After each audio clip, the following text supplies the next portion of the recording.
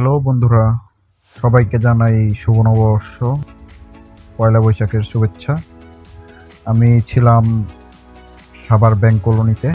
এখানে বিশাল মেলার আয়োজন করেছিল, দেখে মন ভরে গেল। অনেকদিন পর এরকম বড় মেলায় ঘুরলাম, অনেক ভালো লাগলো। অনেকদিন পর গ্রাম বাংলার একটু স্বাদ পেলাম মেলায়। আপনারা দেখতে থাকুন মেলায় কি কি দেখলাম, ঘুরলাম।